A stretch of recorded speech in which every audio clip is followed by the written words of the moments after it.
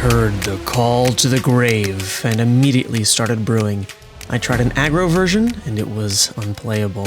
I tried a full recursion and it was unplayable. Then Levia hit me, and I found a list that has endured a full week of tweaking and playtesting that I would literally take to Worlds tomorrow.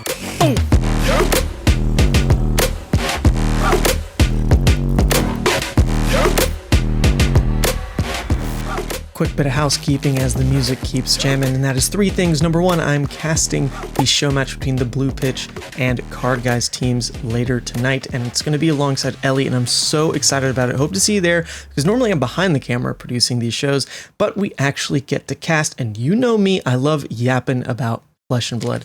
Number two, there is going to be a giveaway in this video if you leave a comment about the sideboard, which we are going to go over later in the deck tech. And lastly, this is to remind you all that this is only a deck tech, so we're going to go over the list itself. But if you want to see a long-form discussion on Art of War, I did a live stream about it. If you want to see a rant through the streets of Tampa about Call to the Grave, we did a live stream about that. But for now, the deck. It may be Rosetta, but Levia actually did get support this set, and it's in the all-unassuming Call to the Grave. But if you saw Brian Gottlieb's recent interview with TCG Ted, he legitimately was worried about the power level of Call to the Grave, and he insinuated that it could be because of a deck in this format breaking it already. Now, I'm always going to say Levia's broken, you know me, but legitimately Levia got such an upgrade with Call to the Grave that it's kind of hard to believe that we've back-to-back received heavy hitters, then Shadow Realm Horror, and now Call to the Grave. I mean, like, Levia is just on the up and up. It's pretty incredible. So it's a great time to play the Purple Lady. And of course, we're going to kick things off with the fact that you do need to have the demi-hero in the list. There's no ifs, ands, or buts about it. I think in the budget build, this was the first thing that you need to pick up on your path to playing Levia.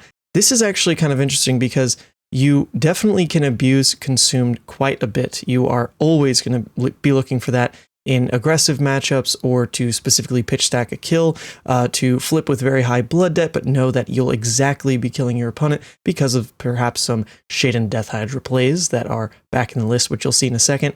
But there is so much blood debt and so many banishers that the redeem side is also very passable as an option. So I would say like 90% of the time you are planning around Consumed, even in those like flip states where you do mill yourself out just because you have a win con set up, but you should never discount healing right back up to 8. So really nothing's changed about how good the demi-hero is. Next, we actually are a Mandible Claws list, which I know Ball Breaker and Mini Medax were so exciting to play, but the reality is that right now there isn't a huge incentive to want to be running Pulping. I think Pulping specifically is that extra draw discard that like you really needed to get the Ball Breaker list, providing more value than Second Claw. But right now there's a lot of defense reactions, and so running Pulping is just, it's too much of a risk, and because of that we are going back to Double Claw. But like legitimately that's the difference maker, is if I was running Wild Ride and Pulpings again, I think you just get more mileage out of Ball Breaker. But Double Claw is like kind of the handicap way to play Levia anyway, because every Blood Rush you see is just like that good, right? So there's no complaints about running Double Claw. Then of course you're going to need your Blasphemfet the Soul Harvester token, and then you're going to need these lovely Might and Agility tokens, which you can pick up on the Patreon. It's only $5 and I will ship them right to you. And we do have Swing Bigs back in the list, so we need our Quicken Chicken. As for equipment, there's a couple different get-ups that you can run these days. It is an arcane heavy meta, but we don't quite know the power level of these decks or even exactly how they're going to end up being built. Like, is Acilio more arcane? Is he more physical? Is he some kind of hybrid? But our baseline equipment is going to be Scowling Fleshbag, Carrion Husk, Apex Bonebreaker, and Scab Skin. Next are some AB options, and this really isn't about Kano anymore, which was the core reason to consider, things like AB3, but we have Verdance and we have Acilio in the meta right now, and we don't know where they're going to land, but from what I've been testing, I do think you need some way to pull AB3 in the list, and if we get used to it now, then it won't feel so taxing on the deck when we actually know the builds that Acilio and Verdance are more so going to be running. So the options that I've got right now are Skullhorn in the list, Cloak of Darkness. This one's mainly for Kano because It does seem that Verdance and Acilio do play enough attacks that Carrion Husk always gets value, but into Kano, Cloak is very good. And then Null Rune Gloves and Hooves of the Shadow Beast. Now, this one you can swap around. We're going to get to some sideboard choices later because right into Kano, maybe you want to go for the AB3 Spell Void 2 lineup and then Dance of Darkness has to go there.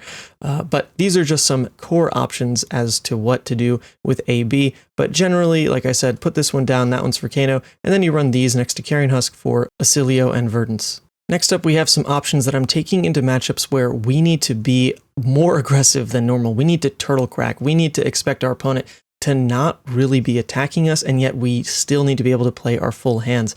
To do that, we bring in the toolbox nature of Spoiled Skull to pull perhaps an extra Blood Rush, but targets like any Go Again, Wild Ride, Tear Limb from Limb, Shadow Realm Horde, Dread Screamer are all fantastic, and then Gambler's Gloves to help push any hand where we can't really spend cards. Maybe it's even just a claw swing. In the right matchups like Enigma, Florian, and Verdance, this combo is really, really potent. I'm taking it, of course, next to Scabskins and next to Carrion Husk. But right now, the AB1 also has good flexibility in that matchup as well, right? Where into Florian, it's going to be your AB piece, and Fleshbag would get no value anyway because they don't go wide. So then for the rest of the deck, I actually want to go backwards, blue to red. And that's because what did we get out of Rosetta? And the upgrade is this blue, but it really affects deck building from the bottom up in what it actually enables for Levia. And like I said, there's a full rant about this card that I just did on the Streets of Florida. But to talk about it specifically, this card is one of the most flexible cards in Levia because it pretty much non-conditionally acts as either a blue, either graveyard fill, or effectively a 6 with upside because you'd be triggering Beast Within to send to grave, to redraw you a 6, and turn off Blood Debt, and enable things like Diabolic and Graveling. So it's an insanely flexible card. And while I don't have all 3 copies yet, this one's just a placeholder, this card is at 3 more than even the staples like Wrecker Romp and Deadwood Rumbler, because whenever you draw multiples of blues, generally it's something you had to figure with deck building. Can I afford to draw 2 Tear Limb from Limbs next to each other? Most of the time, yes, but when they're with other non-blocks like Diabolic, now it's looking really complicated. When you add Reckless, it's looking really complicated. So the blue count was always something you had to manage, where when you draw multiples of these cards, what's the worst fail state possible and how do you avoid that? And Call to the Grave is one of those blues that not only like has no fail state, it makes these other draw states of your blues even better. The amount of times that because of Call to the Grave, I've drawn these hands of Diabolic and Tear Limb from them like all together, and they are just functional because of Call to the Grave is fantastic. So yeah, this card does freaking everything for the deck. So we are running 3 until this card gets banned like it did in Yu-Gi-Oh! And then like I noted, we're also going to run 2 copies of Tear Limb from Limb. And I tried with higher counts, obviously 3, and that same issue of drawing multiple together when you didn't have the Call to the Grave is still a bit tricky. And when I ran Tear Limb from Limb to success before, yes, I was on 3 copies, but pretty much as soon as we started refining those builds, it went down to 2 copies. So I do think that's where this card lives pretty happily, but with no Art of War in the deck list, the extra damage that you get out of Tear Limb from Limb, I think is pretty critical. Like, I don't think you can build a Levia list right now that doesn't have at least 2 copies of Tear Limb from Limb, just because you're missing these higher damage ceilings without Art of War. That Tear Limb from Limb can actually surpass pretty easily, and of course it's a blue, so it slots right in. And we are at 22 blues in this deck list, so it's a bit higher count, but considering that some of these blues turn into power cards like Tear Limb from Limb, it really does not slow down the deck. Now we've got some filler slots. Of course, we're running the triple Deadwood Rumbler. You no longer are having much upside due to it being a 6 with Art of War. Like, you don't get to banish this, but you still get to discard it to Blood Rush. You still get to find it off of Beast Within. You still get to discard it off of things like Wild Ride as well. So we're never taking that card out. Then we've got Wrecker Romp's similar deal, but this one even blocks 3. So that's pretty fantastic for a blue 6. And then Dread Screamer Blue.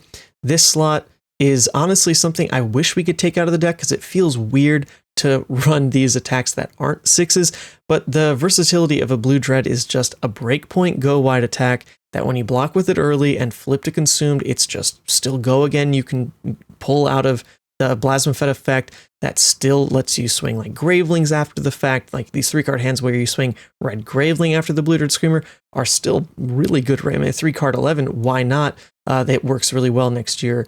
2-cost into 2-cost go again stuff. Like the cost curve works great. And there's actually a little known interaction where if you run Savage Sash, which actually isn't in the list right now, but if you run Savage Sash and have this buffed by a Howl from Beyond or a Blood Rush Bellow, it gets the discount as well because it is now a 6. So something to note, that's when playing from hand though, not graveyard.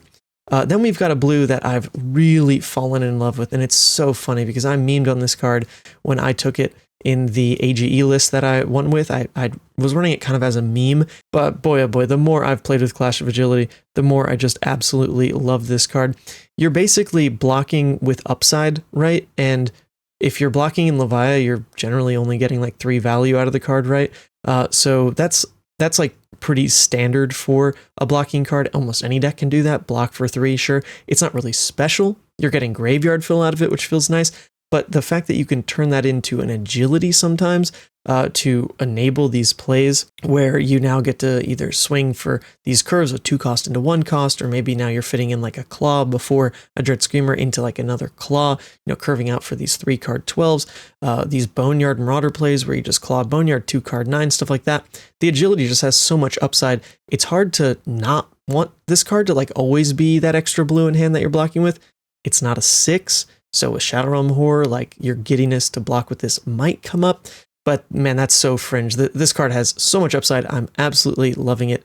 Then we've got some of these one-ofs, and there's, I hate to say that I'm running Eye right now. It's very replaceable. I think the easiest thing to replace it with, if you don't have it, is another copy of Diabolic Offering. No harm, no foul. You could also run that 3rd Tear Limb from Limb.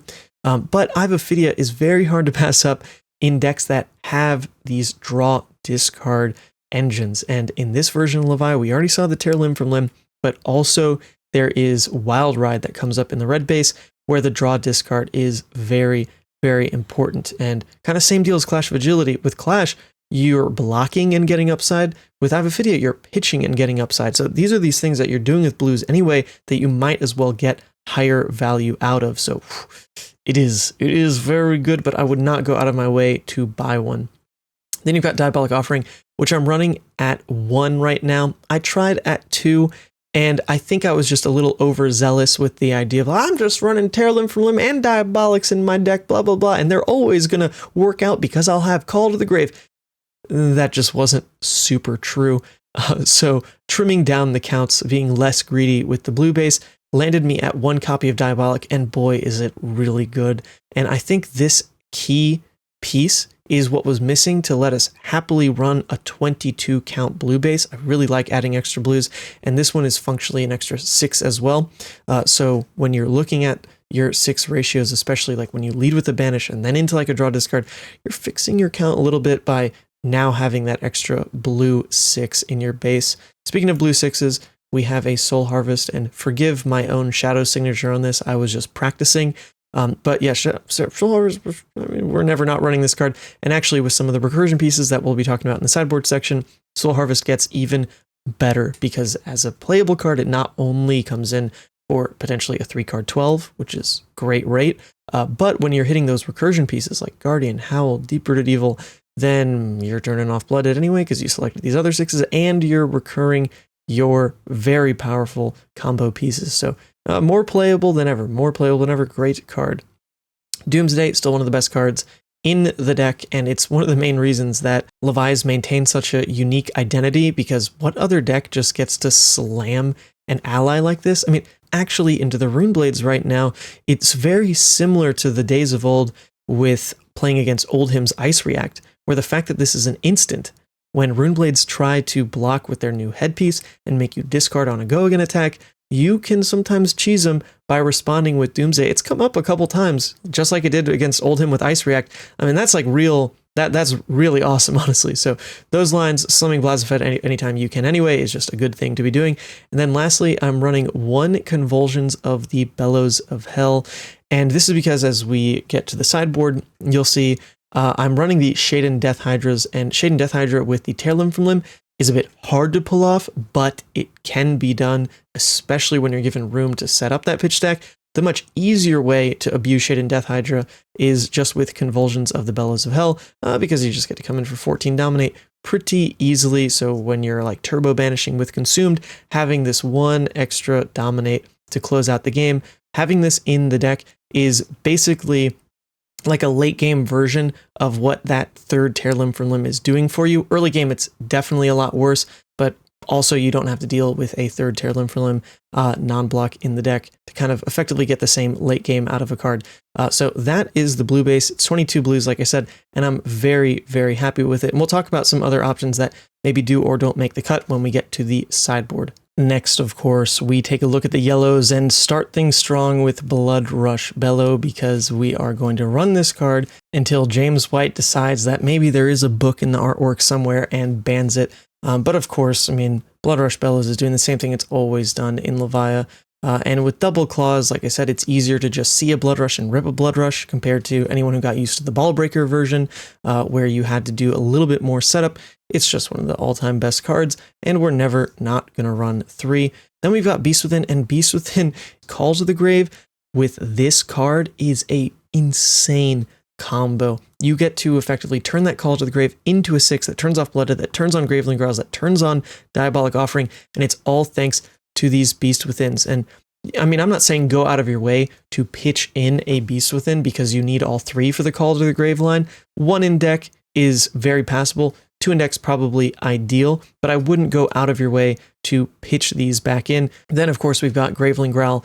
And Graveling Growl, my rule with yellow Graveling Growl is if I ever am adding Gravelings to the list, which, let's face it, they're like in every Levia deck, I better be maxing out my copies of yellow before I dare start adding the reds, because it's just greedy. It's just greedy to run a red over a yellow when they check so many of the same boxes. I think the only time that you would have to consider otherwise is like if Prism was top dog, but just don't get greedy. Don't get greedy with swapping yellows for reds, especially because when you do run the Howl package, right, there's a lot of flexibility in a yellow Graveling Growl, because this could always just turn into pitch for the Howl. This could just turn into 3 damage, and you can keep it right back in deck, which is great. So like the yellow does come up early game, right? You can pitch in for a swing big, stuff like that. These are some 2-ofs in the yellow slot. And Agile Windup is a card that I really, really liked in Levia. Like when this came out in Heavy Hitters, I thought this alone, this ability to like instant speed discard, might be what breaks Levia for us all. This card,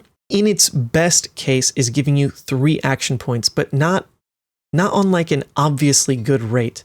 You know, baseline, when you get to go your Claw 2-cost turn, discarding the Agile Windup gives you 2 instances of go again effectively with that first Claw, then second Claw, and then the Agility token carried over into next turn gives you that 3rd source of go again. So like in an ideal scenario, this is 3 sources of go again, but the meta needs to be like mid-range or slow enough that it feels impactful to do that. Then we've got 2 copies of Mark of the Beast, and this card is mainly there to help balance when you do play against aggro matchups right now.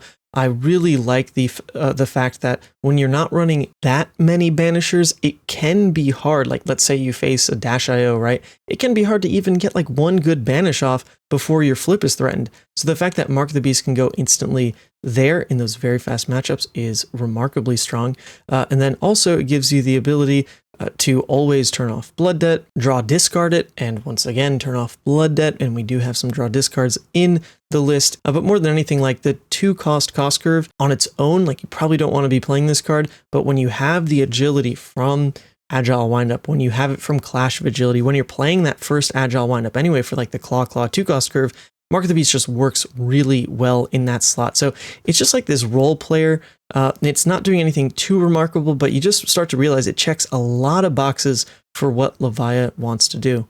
So next we have our reds, and there are 2 places of cards that we can play early game to good effect, and that would be Swing Big, which is an incredible rate. And when you think back to what James White said about this card probably being a mistake, it starts to become really hard to want to cut this from the deck. And when we are in theory shorter on damage because we don't have Art of War, and in theory because we're losing some synergies like the spikiness of Slithering Shadowpeed and Art of War, adding Swing Big, which is supplemented with like the Tear Limb from Limb in the blue base to potentially come in for 16, that just unlocks a whole new ceiling that is really, really strong, really good to play for. The 2-cost curve works really well with a lot of other things that we've already talked about.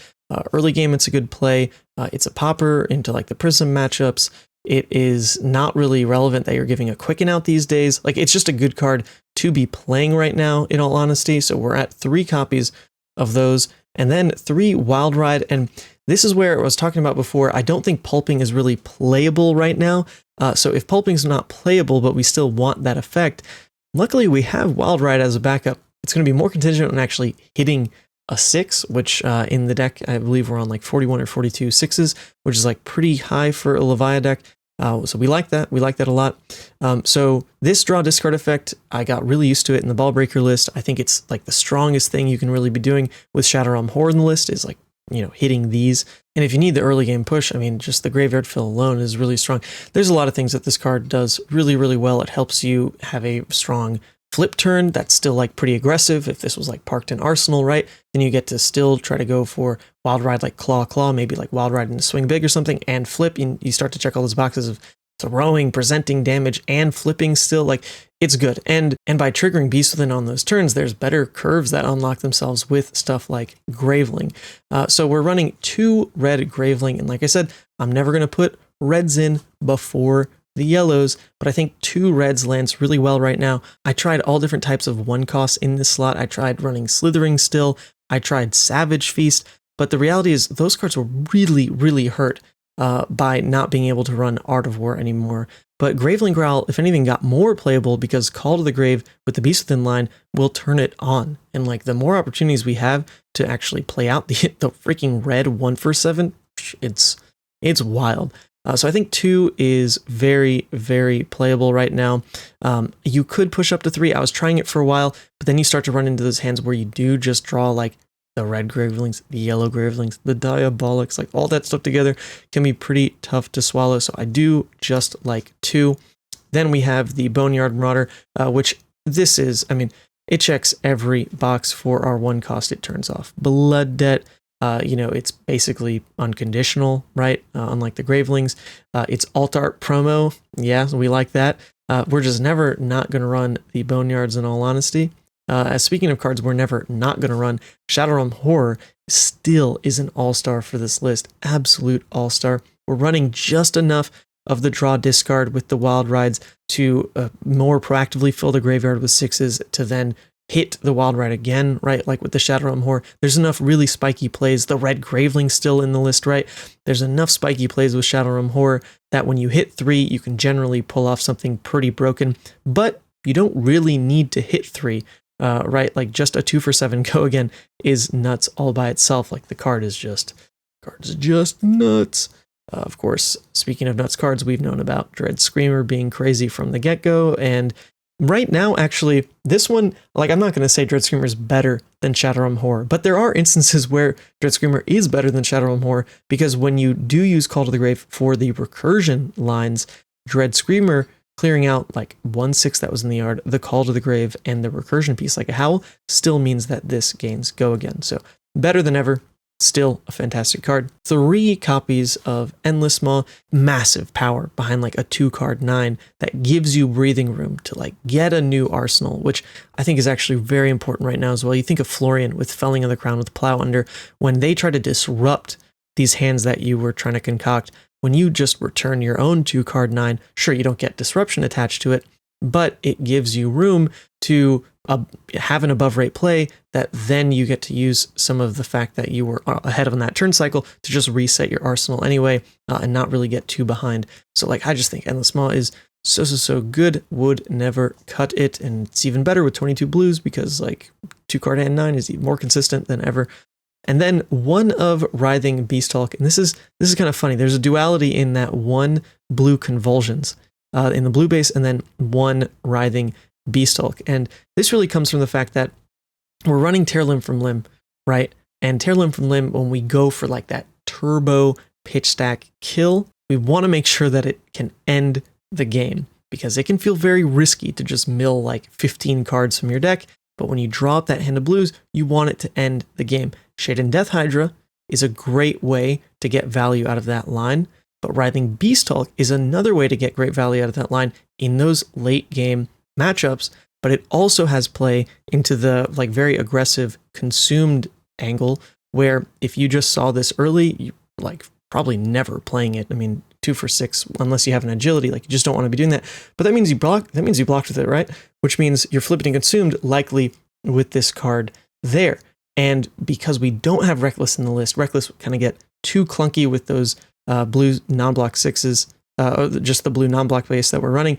The one Writhing Beast Hulk gives us a way to still keep a 1-card hand, and push lethal. Keep a 1-card hand, push lethal. And you can do interesting things with this as well. Remember back to when Apex Bonebreaker first came out, when you put the might buff on Writhing Beast Hulk, it actually increases your kill ceiling by 1. So if you wait for that late game, come in with Writhing Beast Hulk for 7, your opponent's equipment is gone, you probably kill them from 4, which is wild. Like, it actually comes up quite a bit. I like it at 1 right now, and it's really off the back of us needing, some more 2-cost filler. We need a little bit more banishers, because when we get to the recursion in the sideboard, that extra push of banish really helps round out all the game plans that the deck has to offer. So now let's look at the sideboard, because that was 56 cards in this like main deck that I'm basically never changing. It's the core of the list that I was tinkering with it for a bit and just landed on a core that was beautiful. It's been working so well.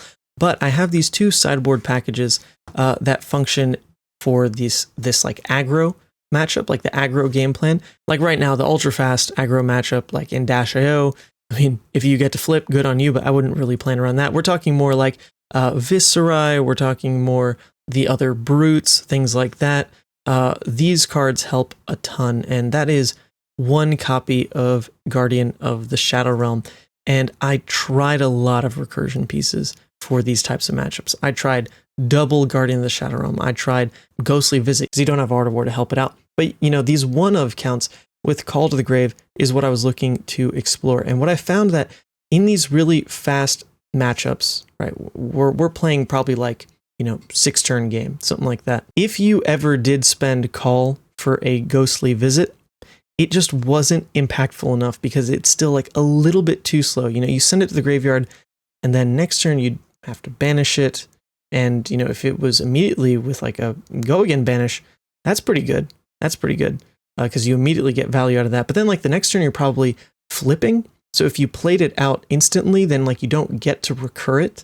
So it was like a little bit disjointed to get good value out of Ghostly Visit, which has normally been an all-star card when you do run recursion in the aggro matchups. But what you do get to do is abuse the hell out of Guardian of the Shadow Realm, because this is the kind of card you send it to graveyard, just get it out of your deck, and then you don't need to worry about replayability at all.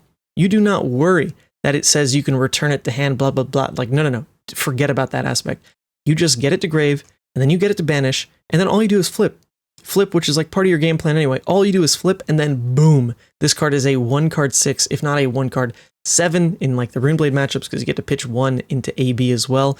And it is just a huge amount of breathing room in those aggro matchups to play it this way, because if you're already playing it to flip with Husk still up, you know how good that felt. You just immediately get value from flipping, and you get the strongest turn cycle possible, because in theory on your opponent's turn, you can end up playing this out, and then on your own turn, you play out another card. And so in 1 turn cycle, you get to abuse Plasmafet twice. Like you win that turn cycle by so much card advantage, so much value.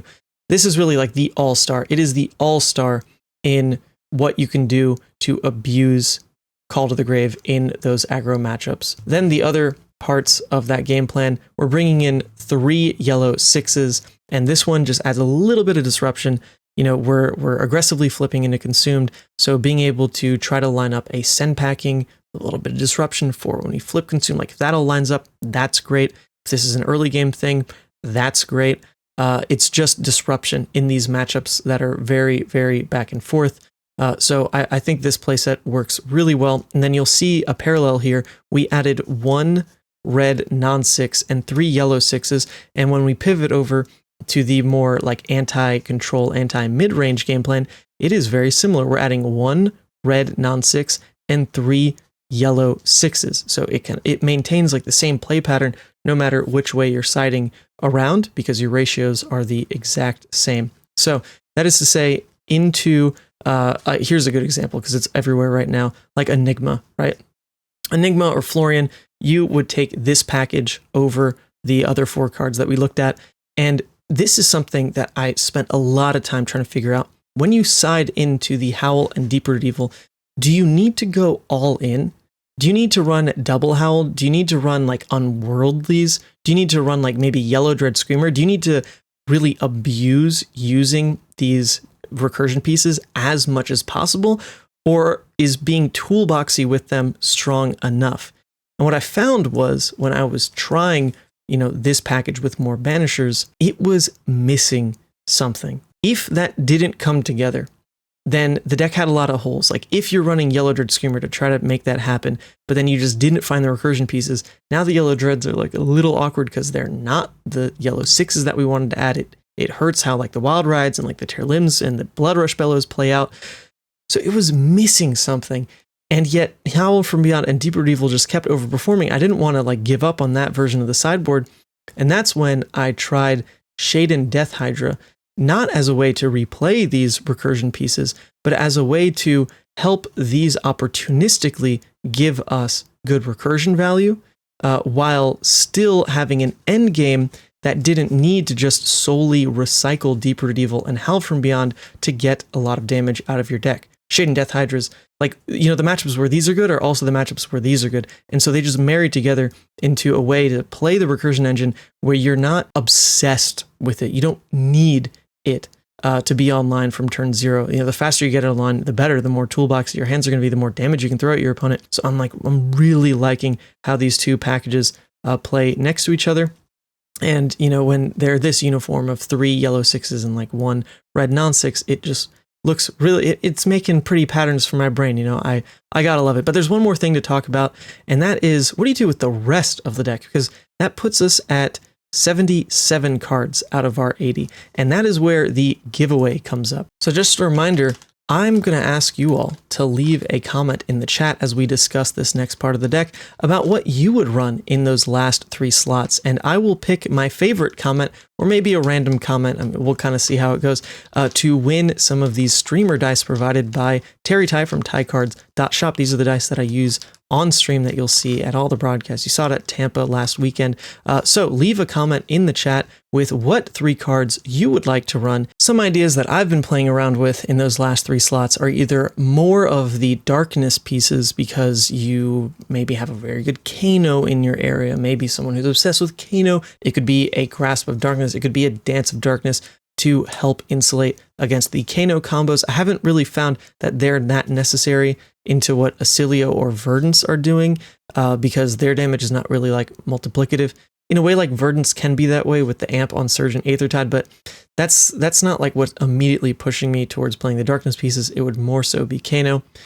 The other one, and this one weighs heavily on me, is Arcane Lantern into Viserai, and maybe even Aurora, because those are decks where Fleshbag would get so much value, but I'm not running Fleshbag, I'm running Spoiled Skull in those matchups. Like, you do really need an AB piece to protect your flip turn, but the option you have there is, where do you put the AB piece? If you put it in your arms or legs, you miss out on a Battle Worn 2 then 1, or like a Temper 2 then 1 with Apex, which is really important right now with cards like Snuff Out, or even the Succumb to Temptations. Like, generally you do need to block the first attack that Viserai throws at you. You kind of just gotta. And so to give up on a 2-for-1 blocking piece, like the 2s into 1s, hurts a lot. So I'm keeping in Apex, I'm keeping in Scabs, and I'm giving up Fleshbag for Spoiled Skull. But at the same time, Fleshbag is so disruptive, and the Rune Blades, play in a way where they like really like specific parts of their hand. I feel like you might be able to get away with like Arcane Lantern in that matchup, but I haven't really tested it enough. Maybe there's a world where it's Arcane Lantern and now you swap the hooves so that you don't really feel the loss of that one claw. When you do see a Blood Rush, you just like also pop hooves on that turn and you still get to go 3 wide at your leisure basically. But this is something I've been heavily considering. Then you've also got like Savage Sash, which if you start to bring in maybe more disruptive hit effect 6s like Weakest Link or something, maybe Savage Sash is good enough to run. But right now you don't get these wombo combo turns because you don't have Pulping in the list to make Savage Sash really feel like that 6th card in hand. Then Hungering Demagon. This is like an easy swap. If you've got the room in the sideboard and like you want a better matchup into Prism or Bolton, there's like no reason not to run Hungering Demagon. The card is really good. So it's just kind of like a meta dependent thing. Like for locals, right? I think you always run this kind of card. Ghostly Visit, we talked about a little bit. I wasn't convinced that it really made its way into that like aggro sideboard swap. I wasn't loving it, but maybe other people really do find a play pattern that they like with Ghostly Visit. It's just this card I think really needed Art of War to feel better in those matchups, because Art of War with the like when in an aggro matchup you're ripping it every time, and the moment you get upside, the moment you were able to banish like a Ghostly Visit or Slithering was a tipping point for the matchup. It wasn't like in a slow matchup where Art of War on a Deep Root Evil is like good, but because you're not ending the game within like 6 turns, that value didn't really matter. It was just more of like a convenience banish. So Ghostly, I don't know about right now. Then we talk about those hit effects. I'm not convinced that adding like more copies of hit effects does anything right now. You know, we're siding in like the Send Packings, which can be a pretty disruptive one that also has upside in that the Levia Mirror, it is like the best hit effect because it's not a hit effect. It just takes a card away from your opponent. Once they've flipped, they can't get it back. So, I mean, it's a very relevant hit effect. I think Levia is very good. I would expect to see it. But you could dip your toes into like Command and Conquers or Weakest Links. I don't know. I don't think it really makes its way in the list right now. Also, Snag. I haven't seen that many new right now, but Snag is a very strong card into that matchup. I think it easily swaps in for at least like a 2 count into your blue base to just give you a lot of damage trade in your favor in the new matchup. The moment that you snag a Just a Nick is good enough. I don't think it really comes up that you're snagging like multiple pumps, but it is a very strong card. I think this is probably like top of my list of what I'm going to put in for the last 3 slots. Same deal with Pulping. Like there's a world where adding the kind of sideboard swap that Mark did for US Nationals, where it was 2 Wild Ride, 2 Pulping, and then he'd only run 3 in the main board, unless it was like Wizard that you put all 4 in, and then you swapped around like 1 Wild Ride out or 1 Pulping out, depending on whether the matchup ran D-Reacts. I think you could do that with the sideboard. I just don't know if that's like enough points to really matter, so I left it kind of open. And then lastly, Hold the Line is good if you have a lot of like other brutes in your meta still. You know, you don't really want to run the Clash of Agilities into the brutes, but you're just kind of sucking it up and running it anyway right now. There's nothing to swap around. But if you have a lot of Levias or KOs or even Reinars, I would probably want to run 1 to 2 Hold the Lines and just swap out a Clash of Agility, because you don't really want to just give your opponent a Clash of Agility when you're not like inherently favored on the outcome of a clash. So that's it, folks, for the deck tech. Hopefully you enjoyed. You know, I think it's about time we did a bit of a longer one because there's just a lot to wrap up. This is going to be the last time we get support this year, and there's still a lot of events coming, right? We have ProQuest season, we have the World Championship. There's a lot to do with Levia right now, and I wish the league the best of luck. To wrap up this video, we have some gameplay versus Enigma versus Viserai, and a couple more games on the Patreon where you can get the might and agility as well as access to some gameplay versus Florian. See you there. Welcome back for some gameplay, and this one's spicy because if you've seen any of the recent tier lists, one thing that's absolutely warping what deck choices are relevant this meta is whether or not you can beat Enigma. And Enigma is actually, funny enough, a bit of an enigma for Levia, because it is one of those Lucius matchups where you're forced into a Gambler's Gloves playstyle where you'd like to think it's always going to go in your favor because you should be able to generate these additional action points over the course of the game. But when you take Gambler's Gloves, you also are now open to rolling 1s into 1s, and Illusionist is the most punishing class for when that does happen because they overwhelm you with board state. So it's a bit of a tough pill to swallow when you go into this matchup knowing that So much of the game is going to be dependent on rolling scab skins, but everything else we do around those choices is definitely, I'd say, putting us in the Levia favored camp. So as we jump into the game here, you can see, as we went over in the deck tech, there's like 2 ways to really play the sideboard right now. And one of them is with this heavier emphasis on blood debt, not really flipping to consumed, but using your banish zone to help facilitate Shade and Death Hydra, Deep-Rooted Evil, Howl from Beyond, maintaining these insanely above rate plays that at the end of the day don't really care so much about rate, but more so that you're presenting enough damage that your opponent really just can't block it out. Like you have endless damage almost, especially when you actually intentionally set up these pitch stacks with Tear Limb from Limb into Shade and Death Hydra, or when you loop the same Howl multiple times in the same turn, crazy things like that. So this is one of the first things we're going to do in this matchup is actually use Call to the Grave to start fetching our recursion pieces, and we were pretty lucky to open with Deep-Rooted Evil. You know, it's always something that can happen when you play these recursion pieces. If you open with them, of course, you just get that much more ahead. But then we found a Call to the Grave on a turn where we actually were very free to just burn it as not only graveyard fill, which was great in that position, but not even needing to do the Beast Within line. We can go ahead, pull out the Howl, and now look at how our graveyard is going to shape up. We have the Deep-Rooted Evil, we have the Howl online on turn 4. On turn 4, and you can already see how the pitch curves start to work themselves out here with Dread Screamer floating 1 resource off this blue. We have another blue in hand, which can very easily turn into Howl from Beyond, into the Swing Big in Arsenal. And this is something we talked about in the deck tech, but without the Ball Breaker in the list, we are adding back these Chain Enders, and the 2-cost curve works really well when we also play into the Howl from Beyond lines. So one thing to note though, because some other people might play it in other ways, what you want to do, especially in the Enigma matchup, is maintain Go Again turn by turn. So the Wild Ride is a very high priority Arsenal piece here, and we obviously had a way to curve out this beautiful Howl from Beyond Swing Big line, but it was also possible, if we wanted to go the graveyard fill route, to just play the Wild Ride into a Claw, you know, stay on rate, keep the Swing Big in Arsenal, but at the same time, the Swing Big in Arsenal would be missing the way to enable our hand, right? We want a Go Again piece in Arsenal to really make sure we can push, especially when we have these extra intellect points basically from Deep-Rooted Evil and Howl from Beyond. We can effectively go 4 or like kind of 5 wide if you're able to go Wild Ride, Claw into like a Howl attack. I mean, that's effectively like 5 attacks you're basically getting off. So the Go Again is very, very important in making our hands work. And when we have these extra counts of Dread Screamers blue, which are always so great in the list, they work really well next to the 2-cost draw discards, which we've trimmed down just to Wild Ride, but it's because it's going to enable a turn like this, you know, off of our double blue line. We get to go 3 wide, and they did just so happen to drop a Shimmers of Silver, so we have a pretty easy clear with Claw onto Shimmers. It's a bit flexible though, because if they didn't have Shimmers, then I think I would just lead with the Howl from Beyond into the Wild Ride to make sure that even if the Wild Ride missed, I get the 9 damage off.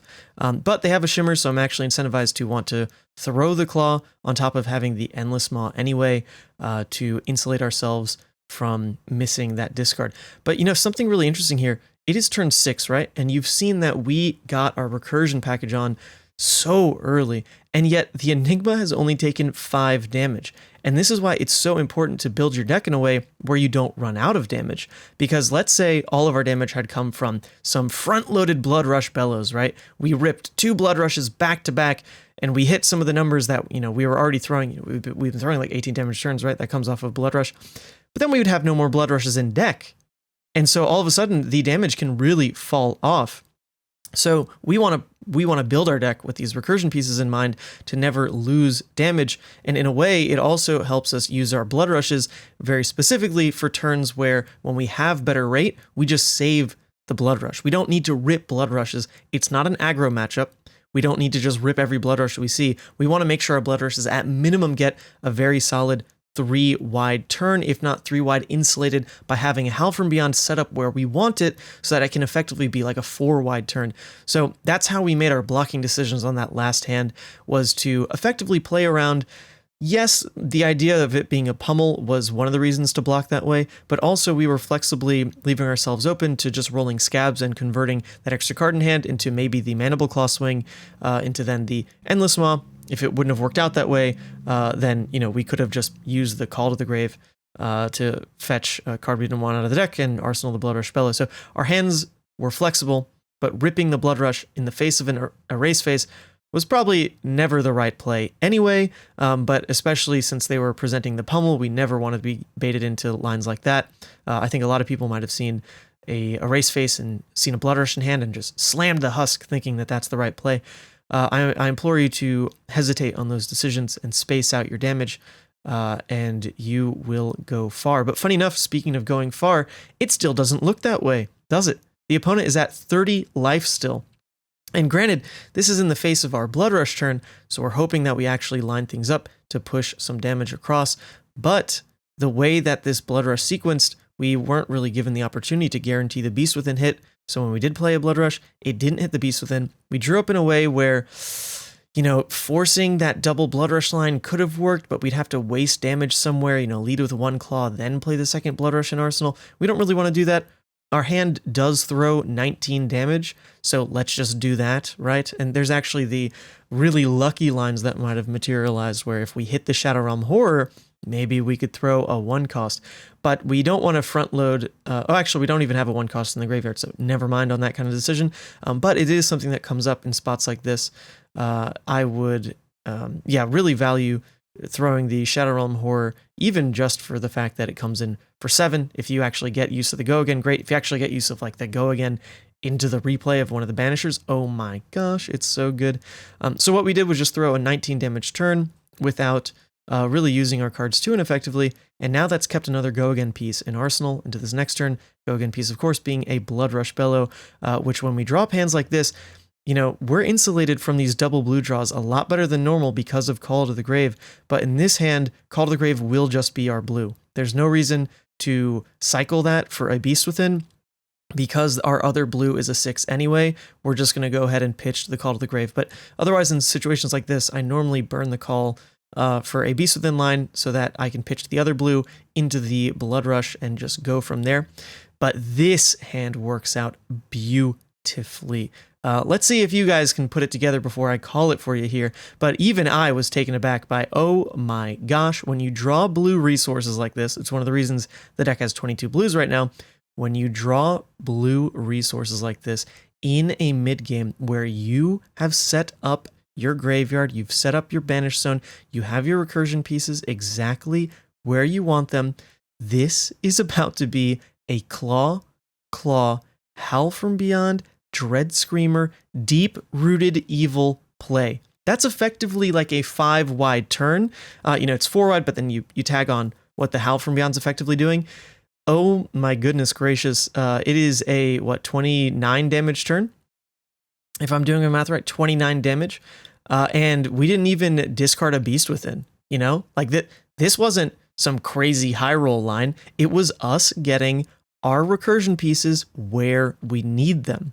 Of course, drawing blues helps with that, but this is something that you use opportunistically, because let's say we didn't have that extra blue, we still could have always been able to add the Howl on top of the Dread Screamer, or let's say it would have worked where we just go Dread Screamer into the deep-rooted evil and not use the Howl, right? You might lose damage somewhere, but when you keep all your toolboxes open, the ceiling of these turns can pan out, which is what happened here. And now we see the Enigma is down to 15 life.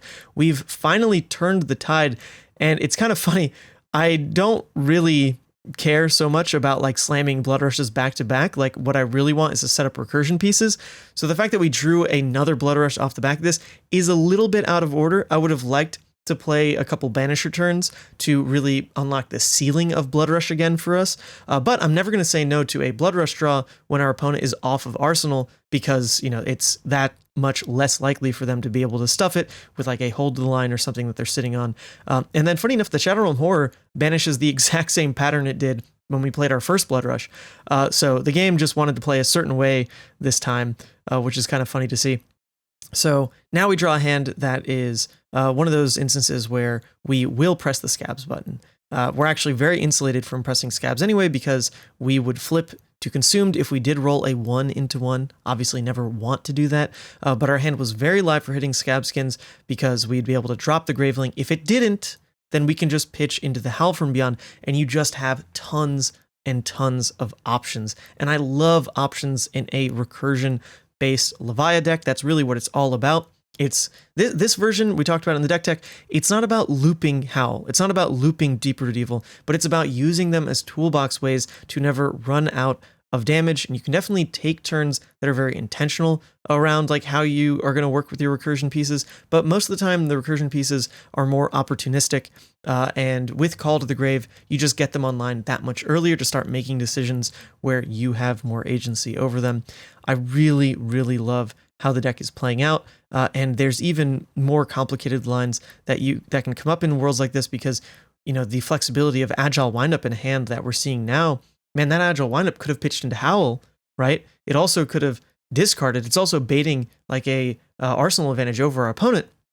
You know, there's just lines, baby. There's lines with Levia right now that are just so fun. So that was a great showcase of what Recursion is supposed to do for a deck like this. You know, the lines just kind of materialized right in front of our eyes, but we were the ones who set up the deck in a way to capitalize when those opportunities were given to us. I think especially off the back of that Call to the Grave that pulled the Howl, that was creme de la creme in terms of unlocking that playstyle. So now we're facing a Viserai, my most detested hero, but of course I played this game, so I know the outcome, and so I'm not going to be too salty about it. But what I've been very surprised by is that even in the days of old, Viserai was never that bad of a matchup. The OTK Viserai used to be a terrible matchup. That's where a lot of my hatred comes from. And then especially when they got Revel and they got Swarming Gloomveil, when Levia got nothing, of course, some saltiness there. But the like more aggro weapon-based approach to Viserai, like not the OTK build, has always been a more fair matchup for Levia because at the end of the day, you're both just above rate decks that are trading back and forth. And, you know, sometimes you could get some really good value stacking like Carrion Husk on top of these Mavrian Skies hit effects. And, you know, you do have a lot of armor to try to counter that. But things have gotten a bit weird in the matchup because your AB1 piece is now your head piece. Whereas in the past, like I would have thought Fleshbag gets a lot of mileage in the Runeblade matchup, but there's just like really not a way to give up the Battle-Worn and like Temper pieces in Apex and Scabskins just because there are a lot of hit effects in Viserai these days. You know, when they come with a Snuff Out or something, I absolutely need to be able to block it.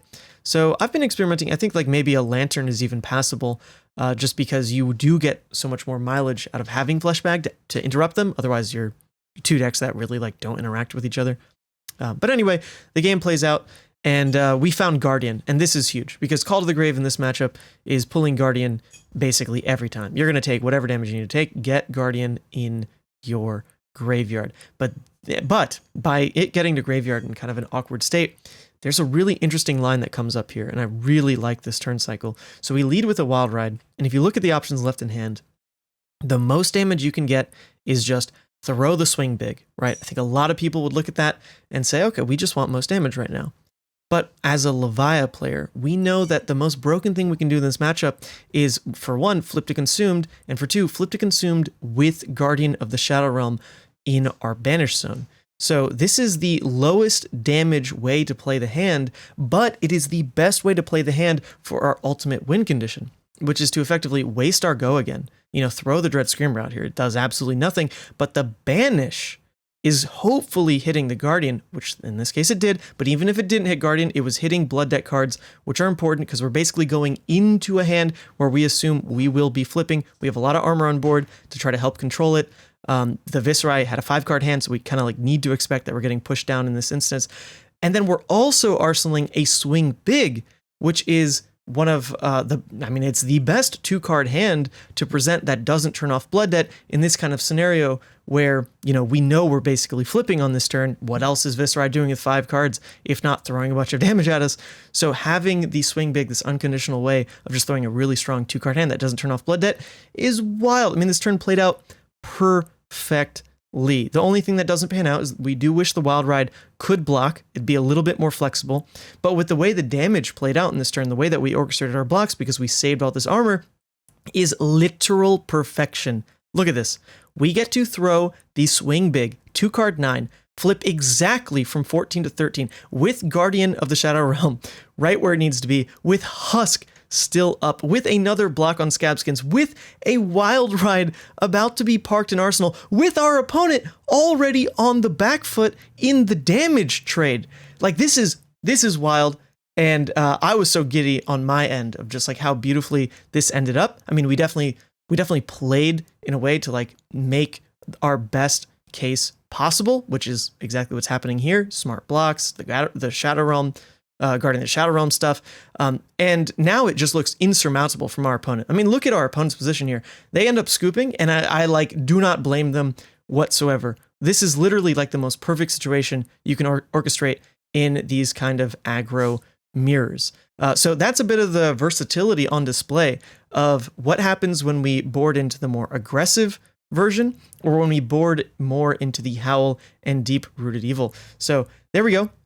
There are 2 more videos that I recorded, which you should see on screen, into Florian's, OTK Florian, and kind of like the normal Florian. But I didn't want to put those players in front of the camera because Florian is a bit of a new hero, right? But if you want to see more of these like cast games of some experimental Florian gameplay, I'm going to go ahead and put that up on the Patreon as the August video dump. So if you want tokens, if you want some Florian videos, go ahead and check those out on the Patreon. Until then, I'll see you in the next one.